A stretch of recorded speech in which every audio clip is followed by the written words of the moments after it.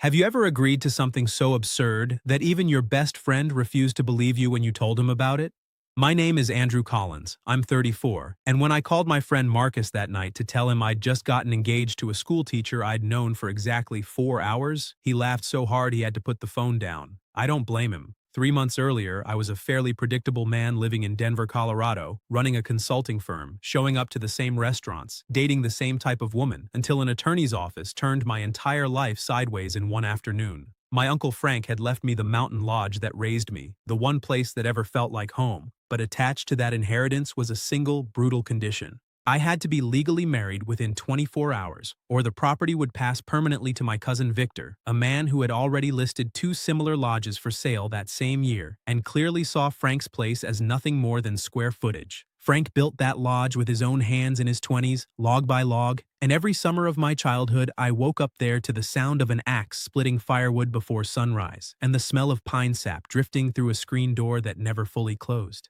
He used to say a house wasn't really a home until it had been filled with people who had nowhere else to go on a holiday, and Marcus, who spent 2 entire summers up there with me as a teenager, still brings up Frank's blueberry pancakes at least once a year like they were some kind of religious experience. I assumed the lodge would simply become mine one day, the way inheritances usually do. I never imagined I'd have less than a day to earn it. I spent the first several hours after that meeting doing everything except accepting reality. I called old contacts who hung up mid-sentence. I reopened dating apps I'd deleted a year earlier. Nothing worked, and by early evening I found myself slouched in a cafe booth 2 blocks from my office, confessing the entire situation to Marcus over the phone in a voice loud enough that a woman at the next table laughed before I even noticed she existed. Her name was Lily Harper, a school teacher grading a stack of essays with a red pen gripped like a weapon. And when I turned toward her, embarrassed, she asked if I was joking or genuinely needed a wife by the following afternoon. I told her everything. Instead of leaving, she leaned forward, asking sharp, specific questions, the kind that made it obvious she wasn't entertained. She was actually trying to understand the man sitting across from her.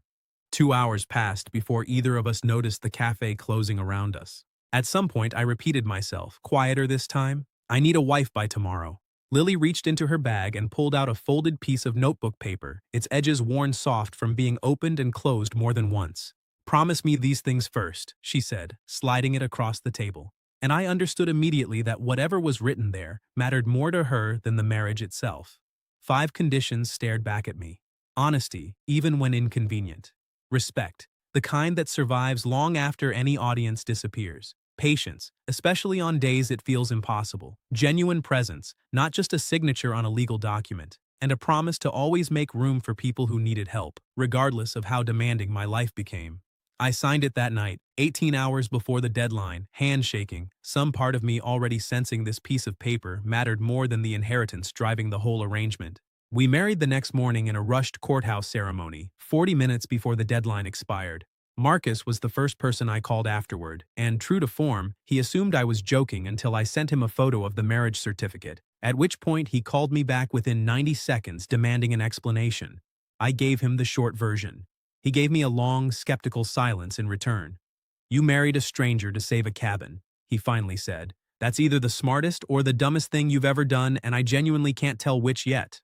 Neither could I, honestly, not for a while. What I didn't expect was how seriously Lily intended to hold me to that folded piece of paper, especially the 5th promise, the one about making time for people who needed help. Within 2 weeks, she had me at a school fundraiser standing near a punch bowl, while 8-year-olds asked why I was wearing a suit to a bake sale. Within a month, I was quietly funding classroom supplies for a program that had been running on fumes for years. By winter, I was showing up most Tuesday and Thursday evenings to a school gymnasium, helping kids with homework while their parents worked late shifts across town. Marcus came with me once, mostly out of curiosity, expecting to find evidence that I'd finally lost my mind. Instead, he watched me spend 40 minutes helping a 9-year-old named Marcus, ironically enough, work through long division until it finally clicked, the kid's whole face lighting up the second he solved the next problem on his own without help. Lily watched from across the gym, arms crossed, smiling in a way I hadn't quite seen from her before. And on the drive home, my friend went uncharacteristically quiet before admitting he'd never seen me that focused on anything that didn't involve a spreadsheet in the entire decade he'd known me. "I take back what I said about the cabin," he told me. "I don't think this is about the lodge anymore." He was right, though it took me longer than him to admit it out loud. Lily and I settled into a rhythm neither of us had planned but both of us seemed to need, filled with inside jokes about flower-covered dress shirts and midnight essay grading, filled with Tuesday evenings that started feeling like the best part of my entire week. Legally, the marriage requirement had been satisfied the moment that courthouse clerk signed our paperwork. Emotionally, I had somehow ended up married to a woman quietly rebuilding parts of me I hadn't realized were broken for years. 3 weeks after the wedding, Victor tried to contest the marriage as fraudulent, claiming it was a transparent scheme to dodge the will's intent, and for nearly a month I genuinely didn't know whether the lodge, or the marriage protecting it, would survive a courtroom. Marcus, who had gone from skeptic to unofficial legal cheerleader almost overnight, sat in on 2 of those attorney calls just to keep me company, and at one point interrupted the family lawyer mid-sentence to ask, only half joking, whether Victor had ever once split his own firewood at that lodge or just shown up for the pancakes like the rest of us. When Victor finally showed up in person, uninvited, standing on the lodge's front steps in an expensive coat that looked absurd against the pine trees, he looked Lily up and down like she was a prop I'd rented for the occasion and asked her flatly how much I was paying her.